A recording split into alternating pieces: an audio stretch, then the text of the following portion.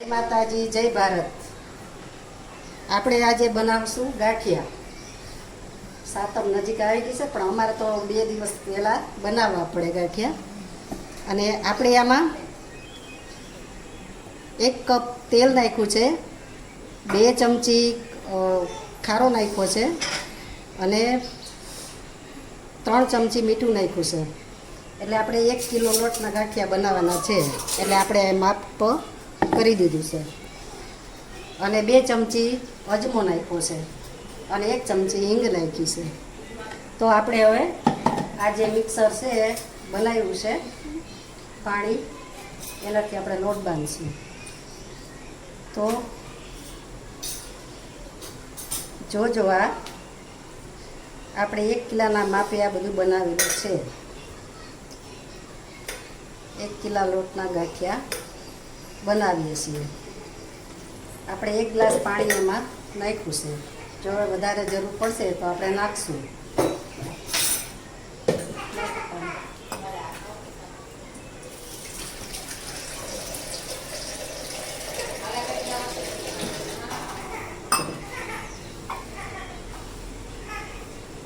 આપણે ઘરની દરેલી દાળ છે એના જ ગાંઠિયા બનાવીએ છીએ।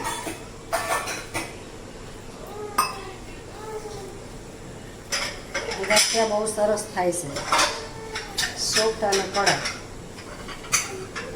એકવાર બનાવીને જોજો। આ માપે આપણે બનાવ્યો છે, બહુ સરસ બને છે ગાંઠિયા। જો હવે આપણે આવા લોટ આવો રાખવાનો છે, બહુ કઠણે નહીં અને બહુ ઢીલોય નહીં।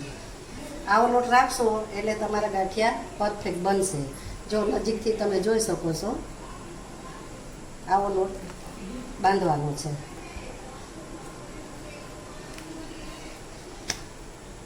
લોટ બંધાઈ ગયો છે, તો હવે આપણે આને છે ને 10 મિનિટ રેસ્ટ આપશું, જેથી કરીને આપણો લોટ સરસ પલળી જાય અને ગાંઠિયા સરસ મજાના સોફ્ટ બને। એ માટે આપણે આને 10 મિનિટ ઢાંકીને રાખી દઈશું। આપણું આ તેલ આવી ગયું છે, ધીરે ગેસે મેં મૂકી દીધું હતું। હવે આપણે બનાવશું ગાંઠિયા। જો આપણે થોડો થોડો લોટ લેતું જવાનું અને આવી રીતે મહરતું જવાનું, એટલે લોટનો કલર જ બદલાઈ જાય તમારે। થોડો લેવાનો, બહુ નહીં લેવાનો।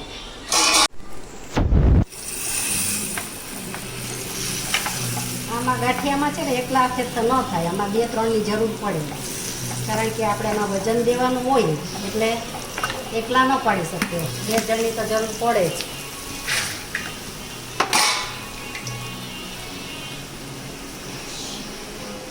જો ફ્રેન્ડ, કેવા સરસ ગાંઠિયા થાય છે। બજારને ભૂલાયેલી, બજારમાં જે મળે છે એના કરતાંય સરસ થાય આપણે ઘરે બનાવીએ ને ગાંઠિયા તો।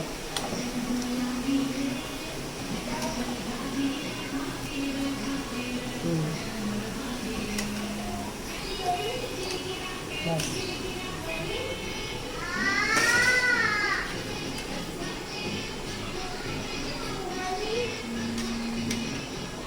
જરૂર ટ્રાય કરજો ગાંઠિયા બનાવવાનું ઘરે, સરસ બનશે। અને